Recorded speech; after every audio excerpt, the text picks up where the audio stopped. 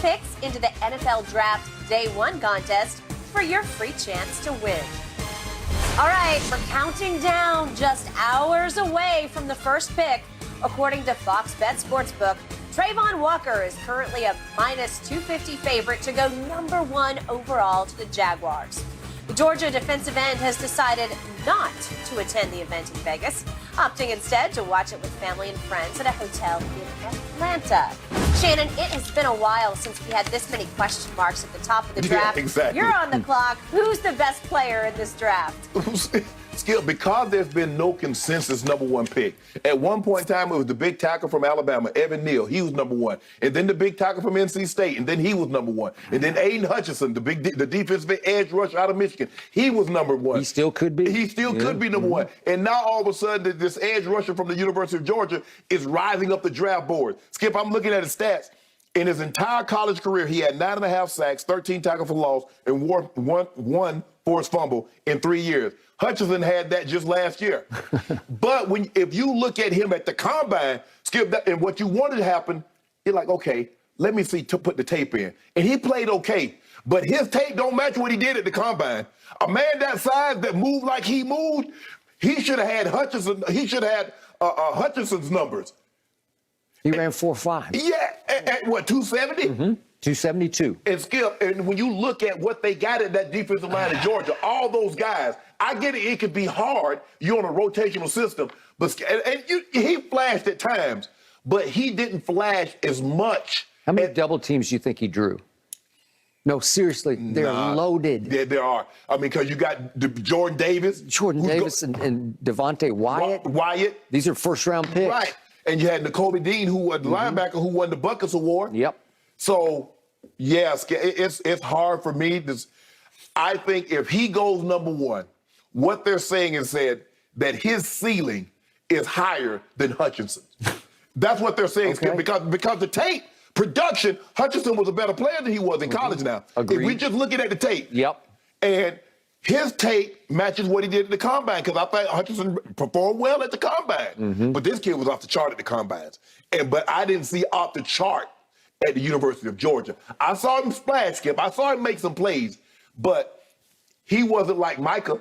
You go back and look at Micah in college, the last year he played. You were all over it. And you go watch his combine. This guy combine and the tape. What do you always tell me about the combine? Skip, I wanted just to confirm what I saw on tape. Okay, but beware. Oh, yeah. You ensure that. And guys, Skip, all they do is train specifically for those events. Yep. They go and they run 40s and they vertical jump and they broad jump and they do short shuttles and 3 cones and all that. And you take the Wonderlick and over every day. That's all you do for like 6 weeks. Yep. So at that point in time, you should be good at it. But it seems to me, Skip, I'm not in love with. I'm not in love with. I mean, look, congratulations to these guys, Skip, but I don't see a Michael Parsons. I don't. It could. I mean, somebody could, but I don't. I didn't know what I see. I'm not sure I see a Randy Gregory. So, Shannon Sharp, in all my years of closely watching drafts, covering drafts, analyzing drafts, dating to the mid-1970s, in all my years, I have never seen a more star-less draft than this one. Yes. I have never, ever seen a greater void at the top of a draft than this one, because it's just completely up in the air. Right. Who's the best player? I don't know. I really don't know, because I went into the regular season of last year's college football thinking Kayvon Thibodeau was going to be the first pick in the draft. Right. I watched him a lot at Oregon, and you want to talk about explosive ability? Yeah. But production, no. I would watch and I would watch and I would watch some more, and I'd say, well, I saw a little burst there and I saw a little flash there, but it didn't sustain itself because it's low motor. If I could take Aiden Hutchinson's motor and install it in Kayvon Thibodeau right now, you would have special. Oh, yeah. You would have consensus runaway #1 overall pick. But Kayvon just didn't live up to the expectations. He got hurt early in the season with an ankle injury, and I think that kind of slowed him somewhat. But I think people had questions about his motor going back to even before the ankle injury. Questions about motor. I have no questions about Aiden Hutchinson's motor. No. But his ability is like medium to me. Right. It's sort of normal type ability. Right. It's not special. Right. It's not transcendent. He's skilled. When I look at him, I don't see J.J. Watt. I don't see T.J. Watt. No. I mean, I don't think anybody thought J.J. I don't Watt. see either of the Bosas. No. They were twitchy. I think they were more twitchy than he is. I agree. So, will he give you all he's got every play? Yep. Right. Will that be enough when you go up a whole level? Yeah, but you start talking about going number 1 overall. You're talking about Bruce Smith. I mean, that's the Terry. I mean, Skip, when a guy goes number 1 overall, that guy's supposed to be in the Hall of Fame. Yep.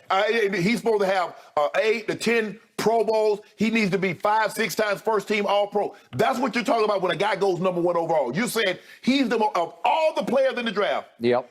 He's a lot. He can't miss. Okay. So it's hard for me to evaluate left tackles and right tackles because I just don't have enough tape or time to figure that out. Right. I need people to tell me he's a mauler and a baller. Right. Where he's special, he's transcendent, Right. where everybody says, well, he should be maybe the number 1 overall pick. Right. I don't know enough about Evan Neal. Mel Kiper's got him going 6. I don't know enough about Charles Cross. He was one of the kids that Dallas had in, and there's been reports Dallas is trying to trade up into the top 15-ish or so to get. I would think they would be zeroing in on a tackle. Right. He could play left or right. Charles Cross, Mel's got him going 5th to the New York Giants out of Mississippi State. Right. And even Mel's capsule on him is a little tepid. It's like, well, he played in a passing offense. It's hard to really evaluate his run blocking. Right. Okay, so what do I do with this? The biggest talker, the biggest personality in the draft is Sauce Gardner, right? Yes. And I watched him a good bit, and I do love his ability. Right. Is he Neon Dion? No, but whoever was. Right. Right? But Skip, when I look at offensive tackles, I'm looking at, offensive tackle. Where did he play? SEC. You know what's in the SEC. Yeah. You know Bama's in there. You know Georgia's in there. You know so every year for the last probably like 10, 12 years, the SEC has produced the most drafted players. So I think when you start looking at it, you're like, hold on, Georgia, Alabama, Texas A&M, Florida, Mississippi State. Okay. So I think that's when you start looking at like, hold on, Evan Neal, we know Alabama every year was in the SEC championship. They playing for so he's having to take the premier guys. Yeah. And he started I it don't right. doubt it. I got it. And I think that's what you look at with Cross. Because Skip, I think at the end of the day, look, run blocking, you got to protect the quarterback. You do. You got to agree. protect the quarterback. Okay. This rise in this draft sums up everything I don't love about this draft. So I watched Georgia play, I don't know, 5 or 6 times. I remember one game at Arkansas. They just annihilated Arkansas because they clearly had the best defense from jump in college football.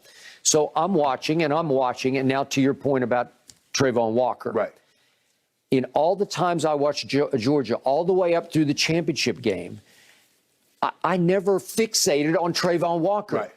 I saw Jordan Davis flash quite a bit. I saw Wyatt flash. Yeah, 88, and hey, Nakobe Dean, yes. And that kid, that Lewis Seen at safety, he flashed for me because in the championship game, in the end, he just took it over.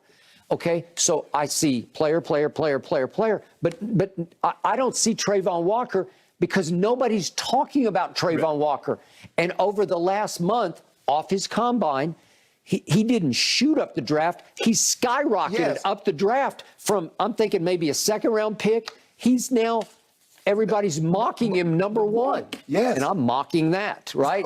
My thing is, this is what I never understood. How the hell you rise and you're not playing football? I mean, you should be like, the tape. A guy hadn't played football in 5 months.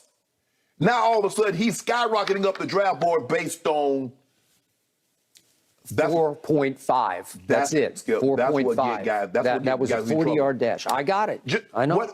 Look, like I said, you want the tape, you want combine to confirm what you saw on tape. And I give a prime example talking to Ozzie when he took Terrell Suggs. Ozzie Newsome in Baltimore. He was the general manager at the time, Skip. Now, Suggs had like 22, 23 sacks. He got out there on the track with track shoes on, and he ran 4.8. I was like, well, Ozzie, hold up. How you going to take a guy that high that ran 4.8? He said, man, boy, somebody got them 23 sacks. He can bend. I'm taking it. You know what? That's true. You just look at the tape. The tape will not lie to you. I mean, you can't lie. Ray Lewis, an undersized linebacker. He weighed 225 out of Miami. 225? Ed Reed. He said, "Man, I want the combine to confirm what I'm seeing, but that tape ain't lying." Was Ed Reed a blazer? Not really. No. But I've never seen anybody have skills. That's why I nicknamed him the ball hawk. I've never seen anybody have skills like Ed Reed. He's the best safety, and I played against a lot of safeties. Yes, He's the best safety that I ever played against. Ever. It's nose for football. Man. It's playing center field. Yeah. Nobody could play center field. No. But Skip, and I think that's what it is. I think they're looking at Hutchinson and they say, well, you know what? He might be tapped out. He might be hitting his head on the ceiling. I don't disagree. This kid right here, the sky is the ceiling for him. That's what they're thinking about 44 from Jordan. Okay. But you got to show me more. You got to predict in college football what I'm about to see. Yeah. And I'm just not sure. Skip, that's why it's hard. And when you're playing in a loaded defensive line where you're getting never double blocked, right? Never.